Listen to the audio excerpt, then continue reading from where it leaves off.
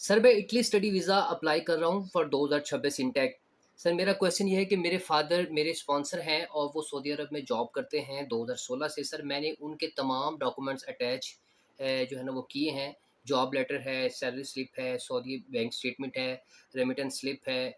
Sir Saudi अरब में tax नहीं होता तो सर टैक्स रिटर्न्स जो है ना वो प्रोवाइड करूँ उनके लिए, और क्या टैक्स रिटर्न के बगैर फाइल सबमिट हो सकती है? सवाल नंबर 2 है वो एवरी मंथ यानी हर महीने अपनी सैलरी सऊदी अरब से मेरी पाकिस्तानी अकाउंट में भेजते हैं। मैं उस अकाउंट को फॉर वीज़ा शो करूँ या नहीं? सर मेरी अमाउंट क्लियर है, बस टैक्स रिटर्न्स की प्रॉब्लम है, तो अब मैं क्या करूँ?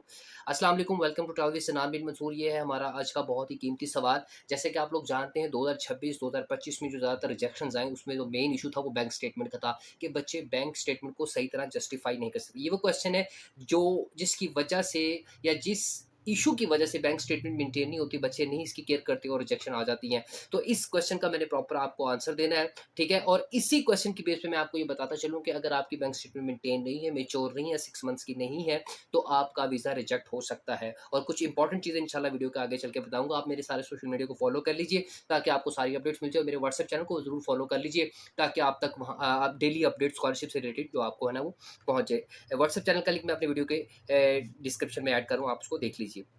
अब चलते हैं आपके आंसर की तरफ। आपके केस के मुताबिक अगर आपके वालिद साहब 2016 से सऊदी अरब में कानूनी तौर पर मुलाज़मत कर रहे हैं, जॉब कर रहे हैं और वही आपके स्पॉन्सर हैं, तो आम तौर पर जो चीज़ें इम्प्लीमेंट होंगी वो ये हैं। सवाल नंबर 1 है, टैक्स रिटर्न की फ़ाइल के बगैर जमा हो सकती है? ये क्या फ़ाइल आपकी टैक्स रिटर्न के बगैर जमा हो सकती है?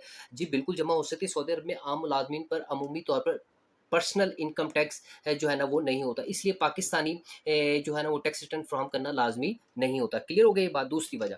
अच्छा जी, दूसरे जो आपने जो डॉक्यूमेंट्स ऐड करने हैं वो ये ऐड करने हैं, एम्प्लॉयमेंट जॉब का जो आपका लेटर है, जो फादर आपके जॉब डिस्क्रिप्शन है उसका एम्प्लॉयमेंट लेटर है, और उनके साथ सैलरी स्लिप्स आपने ऐड करनी है, और उसके बाद सऊदी बैंक स्टेटमेंट आपके पास ऑलरेडी है वो आपने अटैच करनी है, और इकामा पासपोर्ट की कॉपी आपने साथ अटैच करनी है।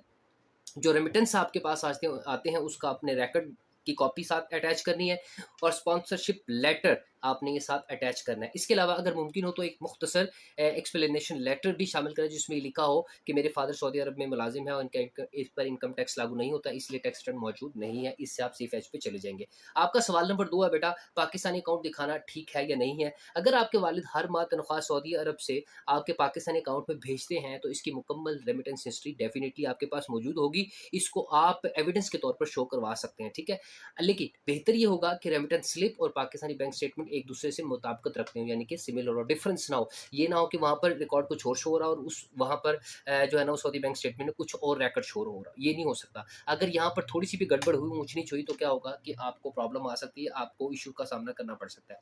अच्छा जी, सऊदी बैंक स्टेटमेंट में भी सा आपने साथ लगानी है, डेफिनिटली वो आप लगाएँगे, जैसे कि मैंने पहले आपको बताया था।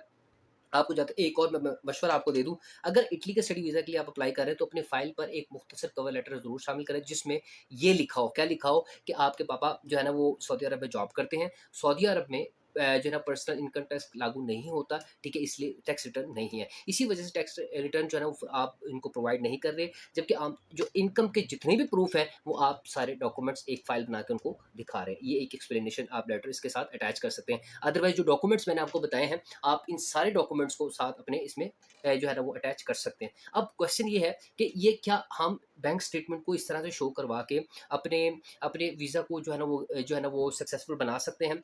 डेफ़िनिटली आप बनवा सकते हैं। देखिए, छोटी-सी एहतियात है।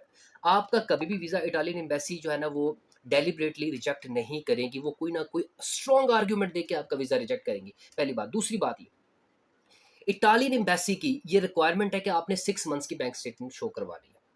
अब जो 6 मंथ की जो बैंक स्टेटमेंट है ना, ये एक ऐसी शर्त है जिसको अंडरस्टैंड करने के लिए मैं हमेशा कहता हूँ कि आप किसी टैक्स एक्सपर्ट जो है ना उससे आप कंसल्टेशन लें ताकि आपको बताएँ। मैं इसमें पहले ही बहुत सारी चीज़ें एक्सप्लेन कर सकूँ। 6 मंथ्स डज़न्ट मीन कि आपने आज से बैंक स्टेटमेंट बैंक में अकाउंट खुलवाया और उसको 6 मंथ के लिए मेंटेन करना शुरू कर दिया। ना बाबा ना, ये बात नहीं है। आपका जो ओल्ड अकाउंट है, जो आप एक शुरू से चलाते हुए आ रहे हैं ना, आपने यार एटलीस्ट वो शो करवाना है। ठीक है? चाहे वो 2 साल पुराना है, 3 साल पुराना है, लेकिन उन्होंने लास्ट 6 मंथ्स की आपकी ट्रांज़ैक्शंस देखनी है कि ये लास्ट 6 मंथ्स में इसने ट्रांज़ैक्शंस क्या करवाई। जो न्यू अकाउंट खुलता है ना, उसमें बहुत ज़्यादा शक-व-शुबात होते हैं, सस्पिशियस एक्टिविटीज़ होती हैं, जिसमें जो है ना इटालियन एम्बेसी को ये शक होता है कि यार कुछ ना कुछ इश्यू है, जिसकी वजह से वो फिर वीज़ा रिजेक्ट कर।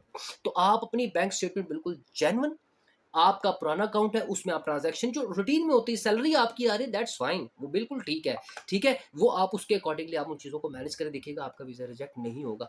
और इस साल भी और पिछले 2025 में मैं बारहा बताता रहा हूँ कि यार आप अपनी बैंक स्टेटमेंट को मेंटेन करें। बैंक स्टेटमेंट की वजह से रिजेक्शन आती है। तो जब आप अपनी बैंक स्टेटमेंट को मेंटेन करेंगे, तो आपकी रिजेक्शन नहीं आएगी। आपका कोई सवाल है, मुझे कमेंट सेक्शन में बताइए, इंशाल्लाह मैं आपको एक्सप्लेन करूँगा। Thank you so much for watching travel with सनान